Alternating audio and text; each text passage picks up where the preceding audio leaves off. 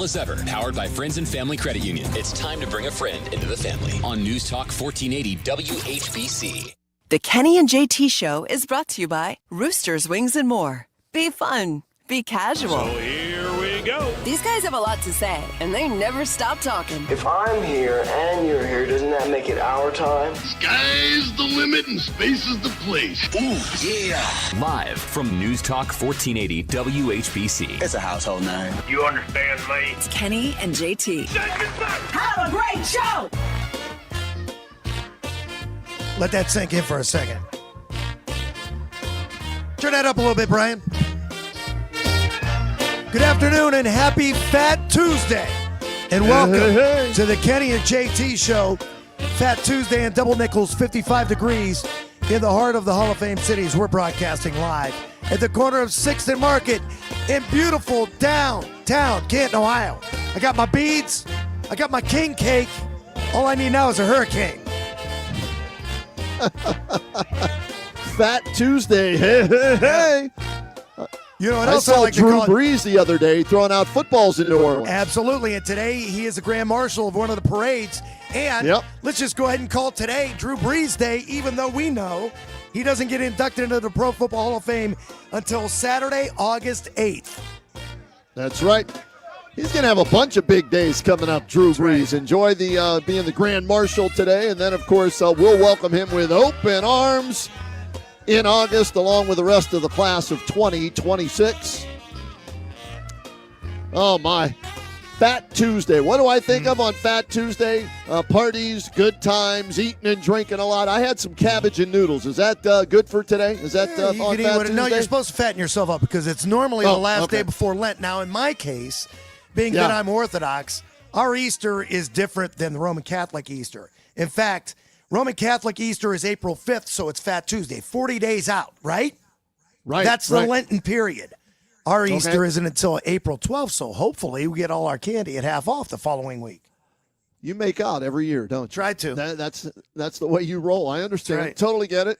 And you know what else today is? Today is not only Fat Tuesday, but it is the first official day of full squad workouts for a lot of teams in Major League Baseball at spring training, including, and you've got the lid on today, the Cleveland Guardians with their first full squad workout today. We're going to hear from the manager, Stephen Vogt, a little later in the show. It's fun. You remember when we used to go out for spring training and they would have media week and we would be able to see everything that goes on. And after about the first day, you don't learn anything, in my opinion, from spring training because I believe they know ahead of time who's going to be where. But this team is different because when you and I went and Tito was the manager, you pretty much knew who was starting in right field.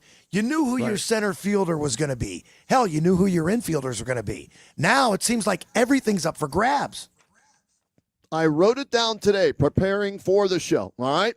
So here's, tell me if you agree or disagree as I rattle these off, okay? All you right. give me a agree or disagree. Your starting catcher, good day, eh? Bon Naylor, you hoser. Yeah, I don't think there's Agree anyone or else disagree? there. I agree. All right. First baseman, supposedly he put, he put 15 pounds of muscle on, and that would be Kyle Manzardo, first baseman. I saw that he was working on his footwork, too, trying to get faster. Yeah, he's going to be starting there, I believe. Okay, agree on that one as well? Okay. Second baseman, Brian Rocchio, agree or disagree?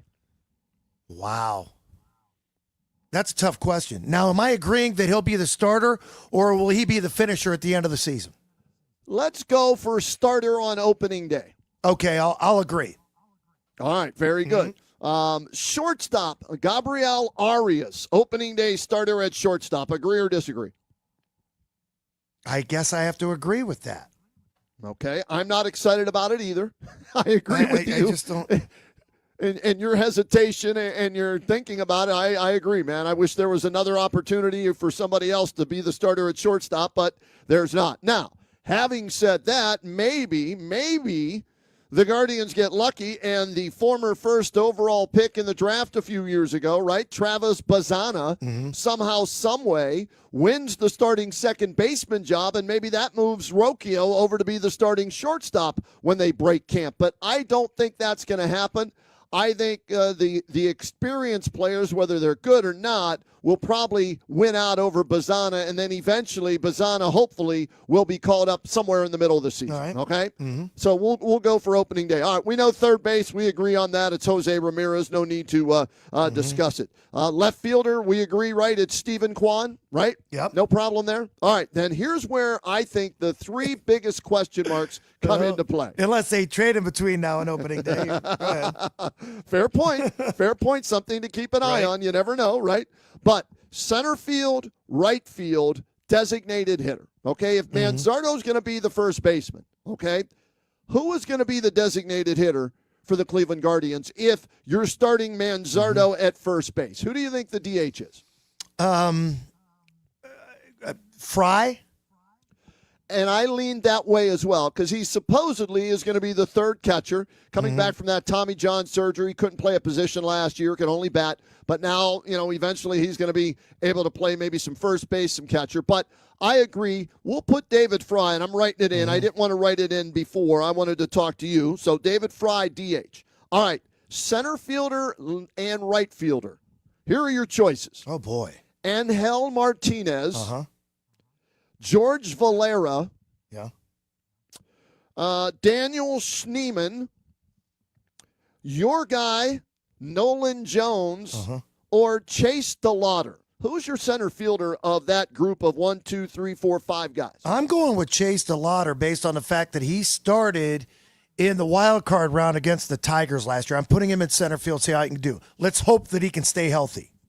All right, we're in agreement again. That's what I have down. I had a nice big question mark, but then I wrote down DeLauder, okay? So that leaves right field, the weakest position over the last 2,000 years for the Cleveland Guardians, going back to Manny Ramirez, right? So then that leaves you your guy, Nolan Jones, Angel Martinez, George Valera, or Daniel Schneemann battling for right field. Of that group of 4, who are you putting out in right field on opening day for the Guardians? First of all, that position is so lousy that they even cut John Kenzie Noel. Yes. That's how bad it is. Yes. I'm going to go with experience on my side and the fact that they wanted to re-sign him. Why? I have no idea. Maybe that wedding was bearing on his mind. Maybe it affected his play. I'm going with Nolan Jones. That's your guy. You're sticking with it, man. You're riding. You're gonna commitment. You know what? Yes. And an off-season workout program. Okay. And my fingers are crossed. And my toes are crossed. You're on that ship. You're the captain of that Nolan Jones ship. I am going down with it. I don't care. I applaud you for at least standing by your guy. Stand by your man. He's your man. That's your guy. Nolan Jones. I got nowhere else to go. I feel like the officer and a gentleman. Don't you do it. I got no one else to play in right field. So Nolan Jones is your guy. You know what? I think it's going to be a revolving door, so let's give him the shot to be the starter on opening night. So that's your line. Naylor, Manzardo, Rocchio, Arias, Ramirez, Kwan, Jones, DeLauder, and David Fry. That's your hitting lineup on opening day, according to us here today on the first full day of workouts for the Guardians. Yeah, barring something really happens during training camp, and like we say, I mean, this might be a training camp where somebody earns a spot. Maybe it's right field, maybe it's center field. Who knows? There's a lot of young guys on this team. The problem with the young guys is they all face the same problems, and it's not their batting average. It's being able to stay healthy. From Bazana to Kafis. You take your pick. Yeah. We forgot about C.J. Cape, but that's who I had in there. Now, in preparing again for today's show, I went and read an article from The Athletic. And every year, The Athletic talks to scouts, MLB scouts, MLB executives, MLB insiders. And they ask them about, a bunch of questions and everything. And one of the questions that was asked, who is the least, not the most, the least improved team in the National League and in the American League? Don't care about the National League. We only play them a little bit, right? All I care about is the American League, right? So I was reading this. Okay, let's see who they voted on. These are, MLB execs, insiders, scouts, all that, right? The least improved team in the American League was a tie, both in the same division, between your Cleveland Guardians and the Minnesota Twinkies. So the Guardians and the Twinkies, the least improved. Now, thinking back to last year, Guardians end up winning the division by 1 game over the Tigers. So, okay, at least they're the first place team, right? So if they didn't improve, at least you think that you know what their ceiling is. The Twins, they just, aren't very good, and they didn't do anything to improve. So the way I'm looking at it is it pisses me off that the Dolans didn't spend any money. They didn't bring in a single bat, JT. Nobody knew to, either via free agency, via trade or whatever. All they did was bring back the greatest catcher in the world next to Yogi Berra and Roy Campanella and Thurman Munson, and that, of course, is Austin Hedges. But no other bats. Okay, and they brought in a bunch of relievers. So they're going with the same rotation of Gavin Williams, Tanner Bybee, Logan Allen, Slade Ciccone, and Joey Cantillo as your 1 through 5. They did nothing, absolutely nothing this offseason to better their chances of getting out of the first round of the playoffs where they lost to the Tigers last year. But having said that, they're still better than the Twinkies. How do you argue with it when they have the success that they've had the last 2 years in a row? They've won their division. Problem is this. Well, you can't compare us to the Twins because we know the Twins traded their entire lineup last year at the trade deadline. They are willing to say we are in a rebuild. The Guardians will never tell you that. They try to do it on the fly. They try to be competitive. They try to be very creative in getting people to the ballpark, which, let's face it, they've done a great job from the remodel to everything that they do there. Whether it be a concert before a game or a T-shirt on a Friday night, the Guardians are entertaining. But I think at the end of the day, when you look at this franchise and not understanding what's going on with, are they for sale? Are they not for sale? Are they going to turn it over to Blitzer or not? Maybe he takes it over by 2028, but what if there isn't a 2028? What if they go to strike and they don't come out of it after this season? I think they look at all of this, put it all together, and they put it all into the computer, and it spits out, you know what it spits out? Nuttin'. A whole lot of nuttin'. This offseason for the Guardians, in a nutshell, the Cliff Notes version, you ready? Here it is. Absolutely nothing to improve their offense, first of all, okay? They did nothing, okay?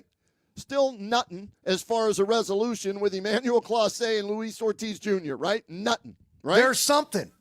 You're still paying them. Oh, okay. That is a something. Then. Exactly. Right. Yeah, no, okay, that's fair. And we'll get into that a little later. Supposedly that case is going to court in May. And Clase, now we're finding out all these code words and how many more games he allegedly fixed pitches in and all of that. It's getting worse and worse the more I read. But think about it. If it doesn't go to court until May and then Major League Baseball doesn't decide whether or not they're on the hook for that payroll or not, they didn't have the opportunity to make any moves. Or they waited, and they still won't make any moves. And by May, it might be too late. I hear you. And this is, it's unfair to the Guardians. It is. Major League Baseball needs to either conclude this investigation or, because it is so big and widespread, they're in no hurry to do so, to make sure they get everybody involved, that the Guardians are kind of at the mercy of the government investigating this and MLB. It is too big. I mean, think of what we read last week. We thought it was like a few games. Now it went up to 48, possibly more. Yeah. Well, I was going to save this for later, but I'll read it to you right now. Go ahead. Hours before a game against the Cincinnati Reds on May 18, 2025, Cleveland Guardians pitcher Emmanuel Clase received a text message.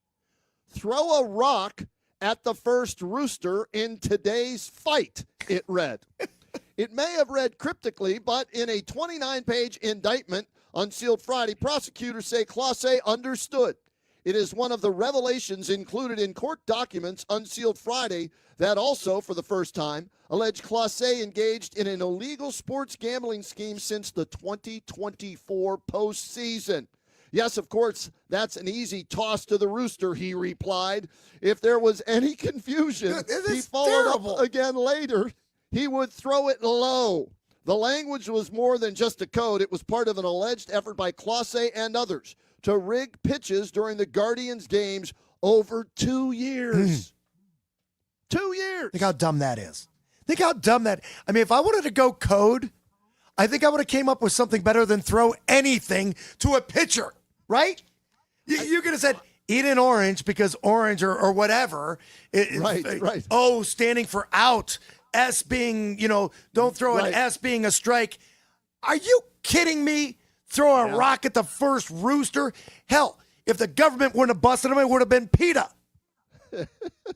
In total, prosecutors have identified 15 times from 23 to 25 in which they allege Class A tried to throw pitches to help sports gamblers win their prop bets on him. In all, co-conspirators netted winnings of at least $450,000, and Class A and teammate Luis Ortiz, who is said to have joined in the operation in June of 2025, allegedly received kickbacks for their involvement. Now, innocent until proven guilty, and here's where Class A's people say. Emmanuel Class A is innocent and denies all allegations in the superseding indictment. Michael Ferraria, the lawyer for Class A, said, while we remain disappointed in the flawed views of the evidence and rushed to judgment that led to these charges, we look forward to clearing his name at trial where the full facts and circumstances of the case will be revealed. You want more code? Yeah, give me another one. Give me a good one. Maybe we can come up with our own, do a contest. Okay. On September 30th, 2023, Class A texted a bettor, allegedly. Oh, no. Chicken number 3. After I kill the first 2, play the 3. And if I can't kill it, don't play it. I have to kill the first 2. Class A, however, never entered that game that afternoon, which meant, prosecutors argue, he could not fulfill the plan to throw a fixed pitch to the third batter he faced in the game. The trial is set for May 4th in Brooklyn, New York. Wow. That's the latest on Emmanuel Class A, Luis Ortiz Jr., and Roosters and Chickens. That tells me all I need to know. With all that information and everything that they had to dig up, I mean, it would take at least this long to have all that information to be able to go ahead and, make a case against them. I mean, gee whiz, that's amazing. Imagine if it were at least 48 times there's reading with all the games. How many save opportunities does he have per year? Right around 50 or 60 or something like that? Right. Yep. Now, here's what they'll argue, okay? They'll argue it's one pitch. Out of the whole game, it's just one pitch, and that's all they're betting on. So he didn't throw the game. He threw the pitch, allegedly. Now, you asked earlier, why did they use that terminology for their code, okay?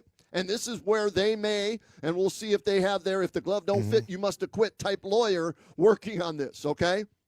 While Class A was involved with rooster fighting in his native Dominican Republic, according to statements made in legal filings by an FBI agent and a separate witness, prosecutors said these references were about the betting scheme. So they're going to argue that he was involved in rooster fights, whether that's legal or not in the Dominican Republic, I don't know, and that information was related to the rooster fights in the Dominican Republic. That's my understanding of all this. So that's why he's pleaded innocent, and they say everything will come out in the trial. Well, when they put all the facts together and they see the movement of money and when it went down, and then they pair it together with those text messages, that's going to be their defense. Or that's going to be actually the charge, not the defense. The defense is going to say it was just happenstance that it happened to be a ball. And they're going to say, well, then why was there so much money that was moved on that particular play? It's going to be interesting. It's still going to be hard to prove. I know, but I mean, what if, I'm just, thinking Craig, who thought OJ was innocent? I didn't. I thought he was guilty. He got off. What if somehow, some way, there's not enough evidence to prosecute without a shadow of a doubt, and he's found innocent, but he was forced to sit out 2 seasons for the Guardians, and they had to pay him. And I hope the Guardians, Larry Dolan, I think the family, their lawyers, right? Hopefully they're doing their due diligence on this, just in case. Doesn't look like it, but just in case this could come back a mistrial, not found guilty, and then they could go after MLB. Damage is already done. You'll recall last year the evidence came out and they started finger pointing, and then all of a sudden we had heard that the locker room, the clubhouse, had been affected by it, and then somehow, some way, they turned things around and eliminated the 15-game differential between them and the Tigers and were able to win the division. In my opinion, he's done. He'll never pitch for the Cleveland Guardians again. Whether or not he pitches in Major League Baseball, your guess is as good as mine. If the evidence is definitely a smoking gun, there's no guarantees. You're right. I mean, until this all comes out, but I believe, like a lot of people think Deshaun Watson's last game played as a Cleveland Brown is already done, I believe Emmanuel Clase is done with the Guardians. Oh, I see. Only in Cleveland could you have two prominent sports figures that you're paying a lot of money to, right, end up never fulfilling their potential and being forced out for legal reasons, injury reasons, whatever, in Deshaun Watson and Emmanuel Clase. How crazy is that? But the difference is you go back to the salary. The Cleveland Browns aren't the lowest paid team payroll-wise in the league. Right. The Cleveland Guardians are second to last. And you've got a guy that was making $10 million a year, which ain't peanuts even in Major League Baseball. I mean, not everyone's making Shohei Ohtani money. And there are a lot of guys that were $20 million players that have settled for $10 million. We were glad to give Emmanuel Clase $10 million, or I should say the Guardians were. But now, the way everything comes out, you blew that all away for apparently what we seem to have heard was, $5,000 per pitch? That I'm not 100% sure what was wagered or what he got in return for it, okay? Yeah. Now, you might say, okay, that's enough for the Guardians in the offseason. No, it's not. Something happened this morning for the Guardians, okay? Today's their first full squad workout. And as you know, at the end of this season, on December 1st, the CBA, I believe, was up for renegotiating, right? So that means the MLB, PA, Major League Baseball Players Association, and Major League Baseball, right? We're going to have to meet and try and hammer out a new CBA. Well, guess what? The Guardians were supposed to get a visit from the MLBPA executive director, Tony Clark, this morning at 6 or 8 a.m. Phoenix time, okay? He did not show up because he resigned today. So the leader of the Major League Baseball Players Association resigns as they're being investigated for something. And now, he was set to go visit each camp throughout Major League Baseball, the Guardians being the first one. Well, tie another investigation into the Guardians where they didn't get to meet with this guy today, and he laid out to the players what's going on with the potential work stoppage and lockout. Now they've got to wait for the MLBPA to hire a new executive director before this season comes to an end, and they have these meetings. How crazy is that? And I thought the NBA was in trouble. Oh. With this work stoppage lingering, and everybody's been talking about it for over a year now, it makes you wonder because now there's a lot of finger pointing between the owners too. Owners and players. Players are for more money. Owners now, some of the have-nots, and some of the haves are even mad. The owners of the Yankees, I had heard, were a little bit upset with the amount of money that the Dodgers can spend. But if you can spend it, go ahead and do it because there's no rules that tell you can't do it. But, you look at the situation, and there are smaller markets, and I'm willing to accept that. But I'm tired of just saying, okay, it's either going to be if it's only going to be the Lakers and the Celtics, then why do we bother playing? Right. No, I hear you. If I'm the Dodgers, because if I'm them, I'm looking at this, how many more years are we going to have no salary cap? Well, we better take advantage of it now because everything we do will be grandfathered in, right? And then starting next season, if that's what it comes down to, maybe we have a lockout with missed games and everything. Right. Maybe not. Let's hope not. But hey, it will already have been done, so they can't do anything and force us to renege on any of our contracts. So let's sign Shohei to $1 billion contract and Tucker to a $400 million contract and whatever. I don't want to get off the start of the season in a negative light. I mean, after what we saw last year, and it was so much fun. The whole season was so much fun. The run to the playoffs was a blast. And here we are. They haven't taken one pitch in one game yet, and it's such a negative vernacular that we're painting the picture as like, this is going to be terrible. Let's hope this is the worst that it is, and that somehow, some way, they can, A, maybe spend a little money, B, be a little bit competitive, and then C, make another great run this season.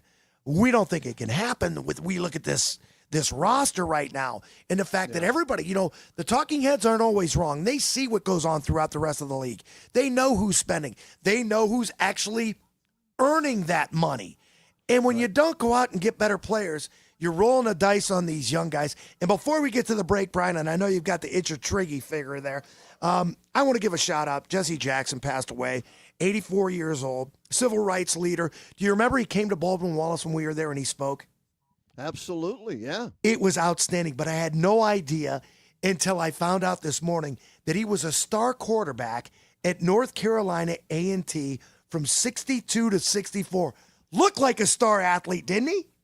Sounded, like a star athlete, very polished. I sent Brian a skit they did on Saturday Night Live, and I remembered it and saw it today, of course, with, his passing, where he read Green Eggs and Ham. Do you remember that? They had him on. No. They had him on Weekend Update, Oh, and because he's such a dynamic speaker and everything, right? And we'll play it a little later in the show. He had the book there, and he read Green Eggs and Ham with Kevin Nealon, who was the host of Weekend Update at the time, and it was epic. It was fantastic. So when he was at BW, JT, you remember all the Secret Service people and the bomb sweeps and all kind of security and all. It was crazy for a small campus like BW to have somebody speak like that. Reverend Jesse Jackson passes away at the age of 84. Godspeed, Reverend Jesse Jackson. It was great. I actually had an opportunity to meet him when we were in college because they had parked his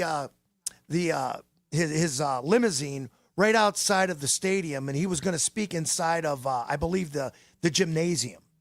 Yeah. And I was right on the curb when they got out, and I got to shake his hand. It was just an outstanding moment in the past. You never think when you're that age, 18, 19, 20 years old, you're going to meet a guy running for president. Right. It was awesome. And a lot of people thought he might be the first African-American president. Didn't happen, but maybe paved the way. And eventually, of course, Barack Obama, becomes the first African-American president. So rest in peace to Jesse Jackson. And we'll play that a little later in the show. But we're going to talk more Guardians, more Fat Tuesday. We got some Browns talk to discuss with their new defensive coordinator. The Olympics, what's going on over in Italy. Bruce Springsteen news to tell you about today. All kind of stuff happening. And we'll break it all down for you here on the Kenny and JT Show. Happy Fat Tuesday, everyone. Hey, hey, hey.